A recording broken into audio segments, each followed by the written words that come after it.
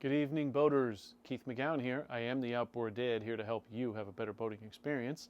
Tonight we're going to continue on with our lower unit. We're going to actually paint this lower unit. We're going to clean it up, get some of that corrosion off of it. So please like, subscribe, send me any comments that you have. I love new parts. I always go with the manufacturer's parts in most cases. Now, when would I not use the manufacturer's parts? There's a place called Pro Marine down in Florida. I've been getting parts from them for years.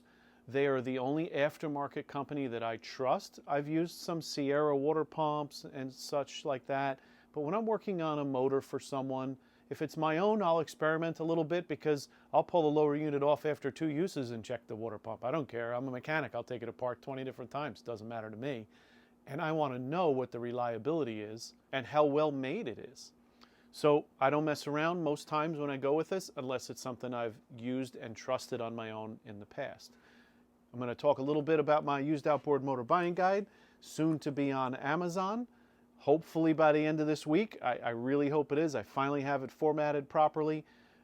My partner and I, which is my wife, was able to upload some of it on for Amazon for KDP. This will be in ebook form as well as paperback, $20. And once it's up there for sale, I'll let everybody know. You send me an email at keith@outboarddad.com with proof of purchase, and I will offer you a half an hour over the phone, which is a $250 value, to help you with a used motor that you're looking to buy or a used boat you're looking to buy to help you have a better boating experience and eliminate those 2 days from your vocabulary of the best 2 days of the days I bought it and the day I sold it. Let's check out this lower unit.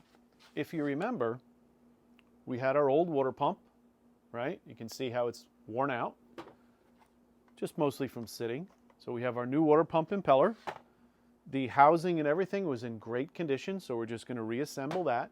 We did clean up a little bit here. I did pull the plate off just to make sure the seals look good and they weren't all corroded, so that's in good shape. We're going to now slide our water pump on, get our water pump housing on, and we're going to start putting this back together. We also picked up a package of Zincs. So we want to be sure, we want to set this up to have the best possible longevity for Brett and his family. We're also going to clean up all the corrosion off of it that we can and put it back together, paint it with some zinc coating. I also got some Moeller Yamaha paint. I've had good success with this particular paint. Most of this I bought on boats.net, but you can also get it at Pro Marine down in Florida as well. I got a little bit quicker.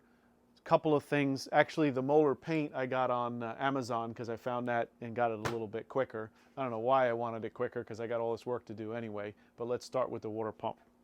So we're going to open up this package. They do package it very nicely. And when you look at the water pump, if you look at this side, it's flat and blank, but if I look at the other side is where my keyway is. So this only goes one way.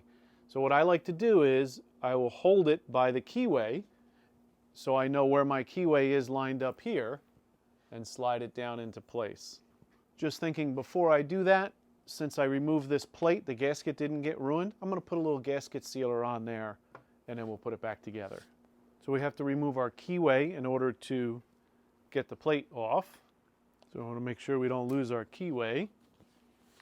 Let's get this plate off. And we'll go ahead and just put the gasket's in great shape. We're just going to put some sealer on that and we'll put it back together and then get the water pump on. So not a lot of sealer, just enough, nice little thin layer, just enough to help seal it off. I'll wipe off some of this excess that you always get a little bit oozes out. Now there is an O-ring, but we're going to get our keyway on first. I'm going to press this down into place so the sealer gets pushed down in. And we're going to put that keyway back in. Now it should be a tight fit. It should start without too much trouble. And then we just tap it in place the rest of the way. Do have to make sure it's in all the way or else the water pump won't go on. So I'm going to hold it, like I said, by the blade on the water pump that lines up with the keyway so that I can see it when I slide it on.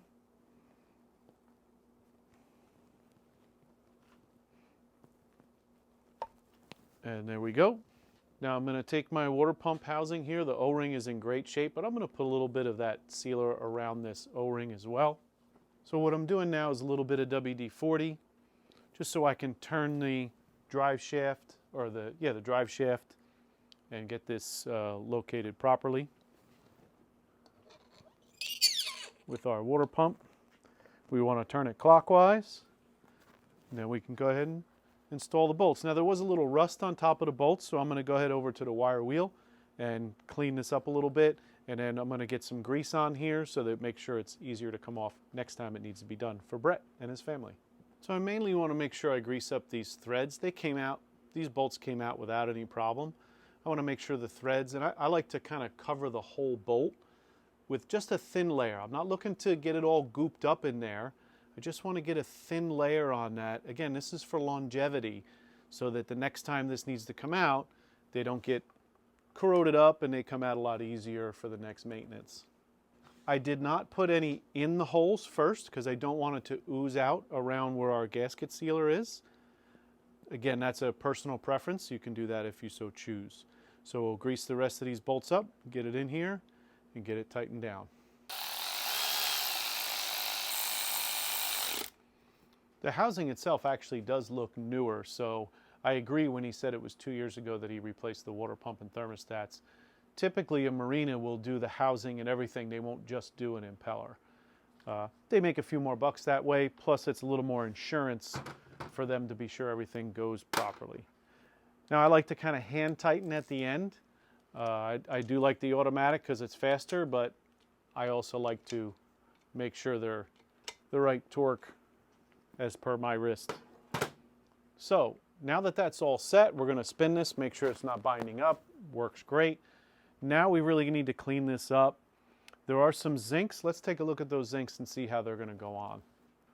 One of the things I like about the Quicksilver kits is they're going to tell us exactly where each one of those zincs gets placed for optimum corrosion protection. So first I'm going to look at our skeg, and that fits in there nicely. We're going to make sure that works properly. There is a bolt that's missing, so we'll pull a bolt out of my bolt kit that we have saved and make sure that it's the right size. This will act nicely and help out a lot. We're not going to install these yet. Just want to make sure we have the right ones and they fit properly, because we're going to blast this, clean it up, and paint it. So this was the other one that went right inside here. And that fits right in there nicely, so we're good with that. And they even give you bolts to go with it as well. So next we're going to have to clean this up. We're going to do some sanding. We're going to make a mess. I'm going to get my Rust-Oleum zinc protection, and then we're going to see how close this molar color is to the motor itself. Also, the lower part of the motor also has this kind of discoloration from sitting in the water.